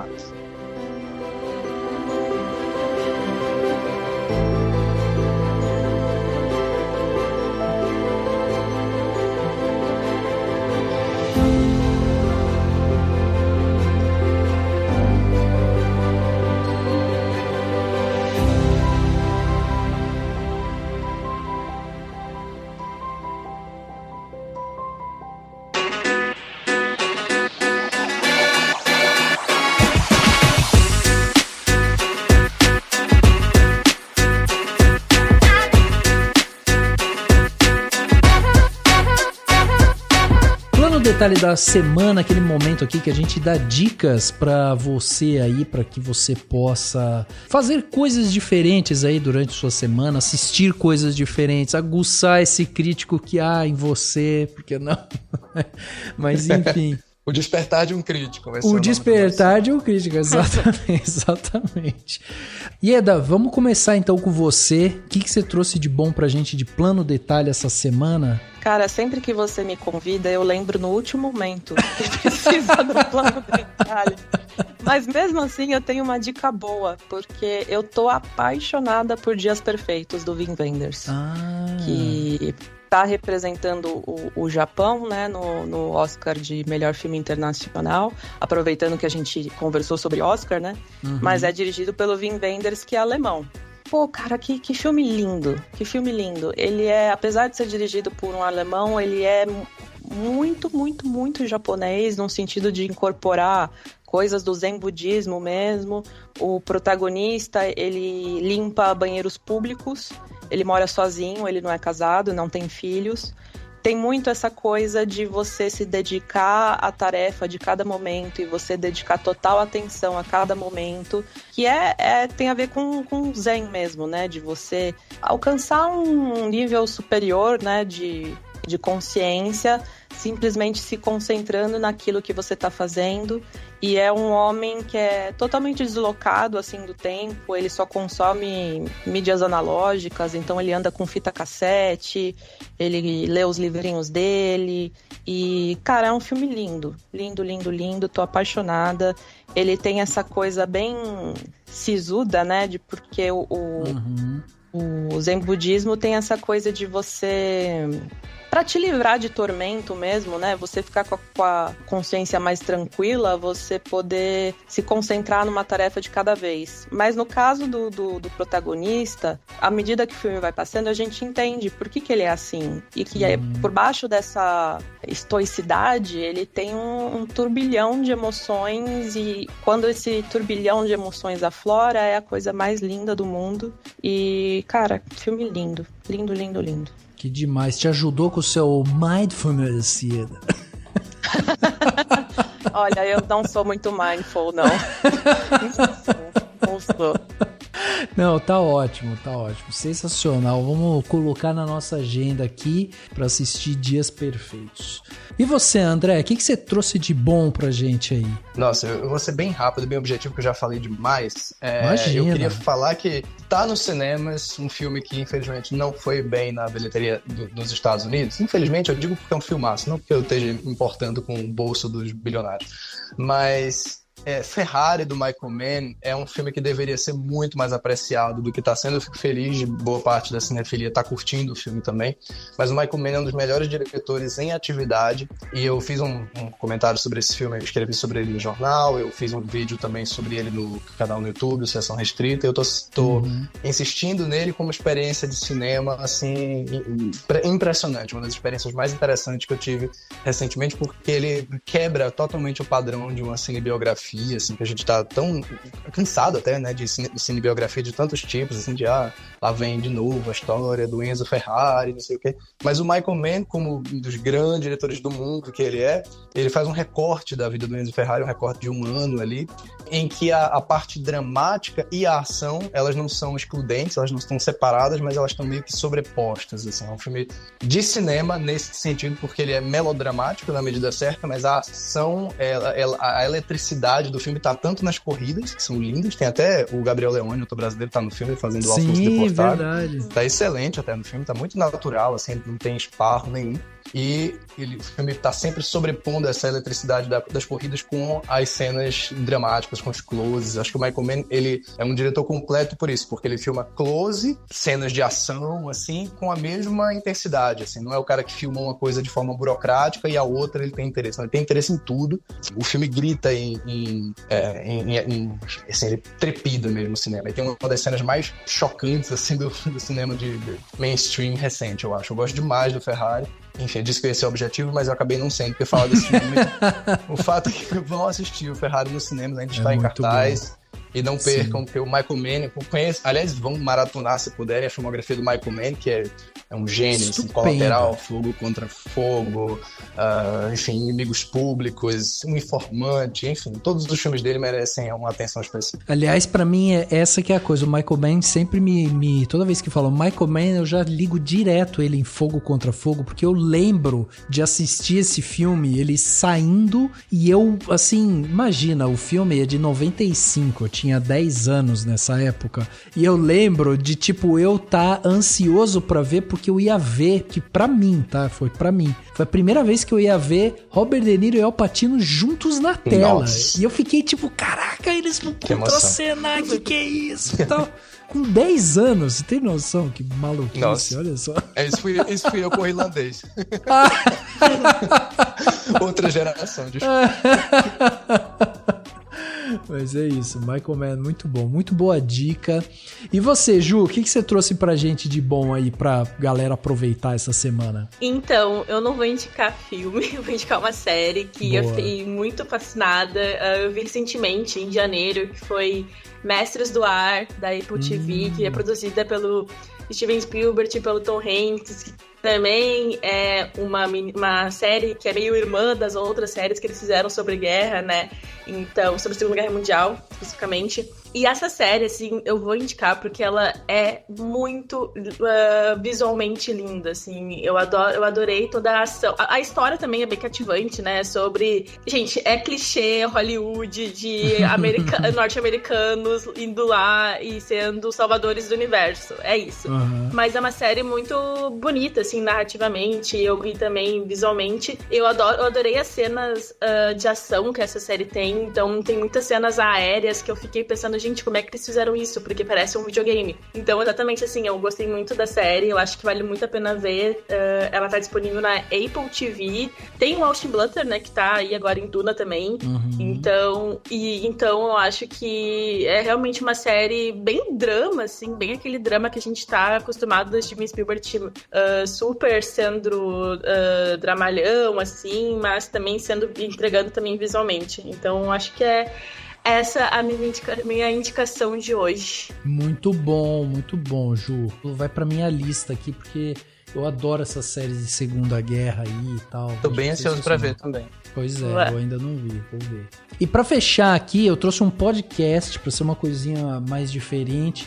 Certamente muitas pessoas que estão aqui já devem ter ouvido, mas enfim, eu ouvi recentemente e eu queria recomendar para vocês um podcast, né, sonoro só, que é o França e o Labirinto, podcast produzido aí pela galera lá do Jovem Nerd, que tem o Celton Mello, né, fazendo a voz do Nelson França, que é um detetive, e a premissa do podcast é o seguinte: a gente incorpora esse detetive Nelson França, que tá tentando desvendar alguns mistérios relacionados a alguns assassinatos e tal, e ele foi gravado de uma maneira em que ele brinca com aquele áudio 360, sabe? Então quando você coloca o fone, a voz acaba rodando que legal. A sua cabeça. Então quando a pessoa, você consegue perceber nitidamente, assim, a pessoa chegou da direita, veio pra esquerda, foi pegar alguma coisa lá atrás e tal. É muito legal, assim, esse dinamismo que a série dá. Nossa, baita trabalho de mixagem, né? Então, na verdade eles gravaram com um microfone que ele já é meio próprio pra isso. Inclusive ele tem a capa do microfone, ele tem 2 orelhas do lado, assim, pra simular a cabeça humana. Legal. Então a pessoa, quando vai gravar, ela fica rodando ali, sabe, pelo microfone. Uhum. E daí já grava dessa maneira. Então isso é muito legal. E eu achei que eles foram na medida, porque eu demorei um pouco pra ouvir o podcast, porque eu fiquei pensando assim, primeiro eles falaram, não, é um podcast pra você ouvir, e você é uma coisa bem imersiva e tal. E aí eu ficava, cara, não vou conseguir, eu saio pra correr, por exemplo, e eu gosto de ouvir um podcast. Pô, vou ouvir esse podcast que é imersivo e eu correndo, acho que não vai dar certo e tal. Só que daí eu achei que eles foram no ponto, porque como a pessoa guia, tem uma pessoa guia que é o Nelson França, que é o detetive. Então quando ele fala, é como se a gente estivesse falando. Então é um áudio mais mono, assim, sabe? Mais estéreo, no sentido de ser um áudio comum.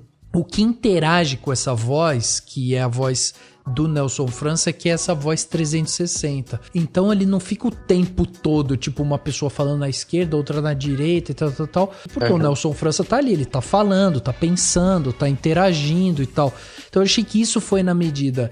E isso me possibilitou, tipo, às vezes eu tá fazendo algum trabalho mais mecânico, né? Que às vezes você só tem que ficar lá organizando alguma coisa e tal. Eu colocava o podcast e tal com fone de ouvido. Tem que ser com fone de ouvido, porque se você ouvir no carro, por exemplo, perde um pouco dessa tridimensionalidade, mas é um podcast assim bem interessante, e a história também ela é bem cativante, assim. Ele tem várias viradas ao longo do podcast, e são 13 episódios, e aí aqui é a primeira temporada, sabe? Porque eles deixam um gancho para eventualmente vir a segunda temporada, que até agora eles não anunciaram. Então fica aí aberto.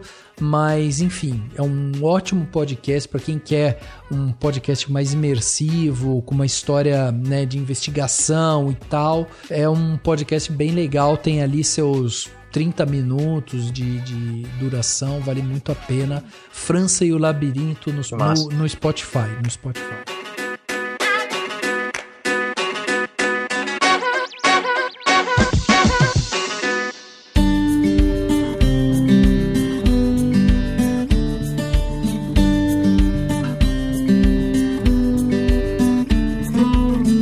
Gente, chegando aqui no final desse podcast Cinemação 542, batemos um papo aqui justamente sobre críticos, filmes e tudo mais, né? Um papo bem aberto aqui, a gente falou sobre várias coisas interessantes.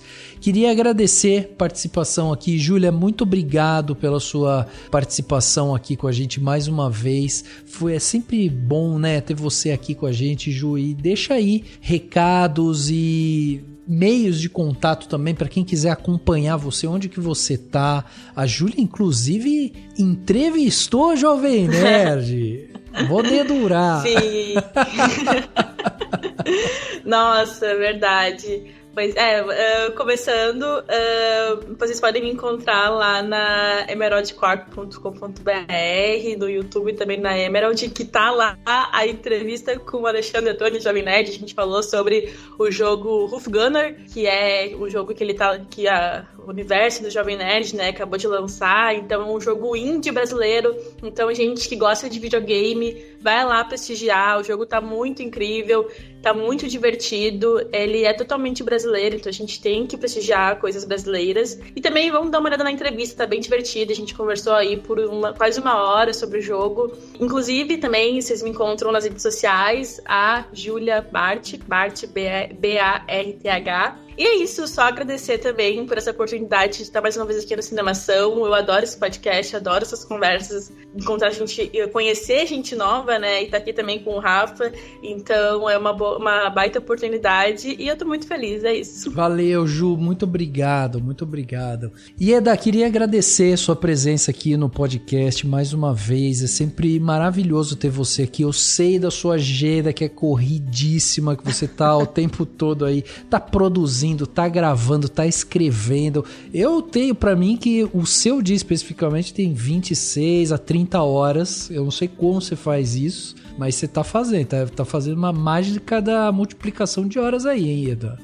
Ai, pelo amor de Deus, dia de 26 horas eu não aguento não. Mas, pô, obrigada pelo convite, é sempre legal conversar com vocês. Aqui é uma conversa mais solta, é mais legal ainda. Prazer, Júlia, prazer, André, espero que a gente consiga gravar mais vezes. E, pô, Rafa, é sempre gostoso conversar com você, é sempre legal conversar com vocês. Obrigado. Ieda, deixa só então aquele convite especial. Quem quiser acompanhar o seu trabalho, te ouvir e tal, o que faz, onde que te procura, quais as redes sociais, faz aquele jabá esperto agora. Pode deixar. O meu site, no momento, ele tá passando por uma reformulação, mas quem quiser acompanhar os podcasts e tudo mais, eu tenho um canal no Telegram. Para acessar ele é t.me/iedamarcondes com, tudo junto. Lá eu tô compartilhando tanto os episódios de podcast que eu participo, principalmente do Cinemático, eu tô praticamente fixa ali. E eu tô produzindo o Tomada 2, que é apresentado pelo Marcelo Hessel e pelo PH Santos. Então também tô compartilhando lá os vídeos e tá corrido. Tá corrido, é isso. Procurem a Ieda. Muito obrigado de novo pela sua participação. Obrigada, gente. Um beijo. Tchau, tchau. André, obrigado também pela sua presença. Eu sei da sua correria também aí, né? Tá sempre pra cima e pra baixo, é cobrindo estreia, é festival.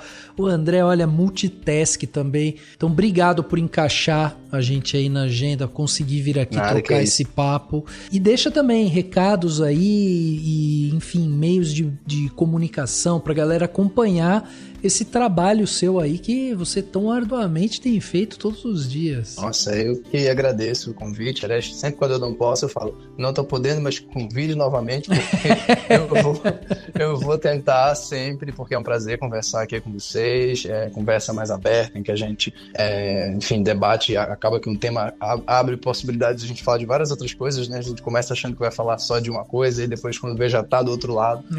Enfim, então sempre muito bacana. E conhecer aí a Júlia e a Ieda, que foi também um papo ótimo, prazerzão conversar com elas e trocar essas ideias, principalmente pessoas de estados diferentes, né? Isso que é muito legal do podcast. E bom, eu tô no Sessão Restrita, no meu canal de crítica de cinema no YouTube, como já foi apresentado no começo. Tô tentando manter críticas semanais por lá. Sou colaborador também do Estação Nerd há 3 anos e meio. Então lá eu tô sempre trazendo lives, especialmente sobre temporada de premiações, né? Falando muito sobre Oscar, falando sobre estado aí da corrida. A gente até fez aí uma live recentemente falando sobre como é que tá o Oscar nesse momento, a corrida do Oscar e tudo mais. E, lógico, no Diário de Pernambuco, onde eu escrevo não só sobre cinema, mas onde eu sou repórter de cultura. E como o Rafa falou, eu tô sempre que eu posso, sempre que dá, cobrindo os festivais, que eu acho um rolê muito legal, assim, ver filmes de tantos lugares diferentes, tantos estilos, e conhecer pessoas é sempre legal também. Então, muito obrigado pelo convite mais uma vez. Obrigado, muito obrigado.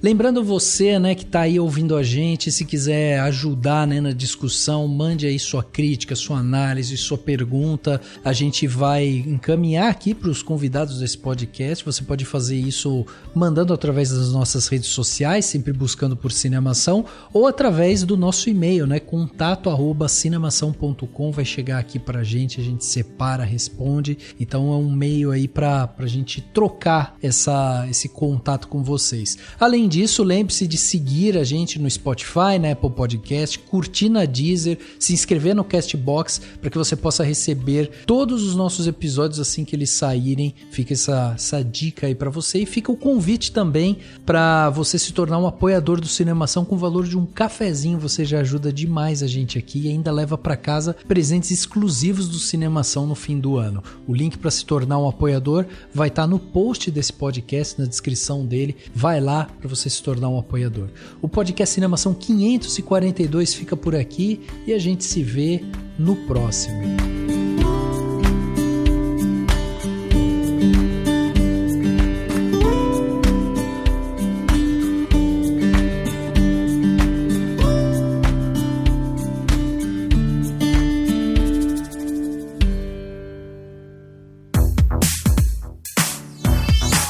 Esse podcast foi editado pela Isso Aí Design. Tudo isso é forma com função. É design estratégico. É isso aí.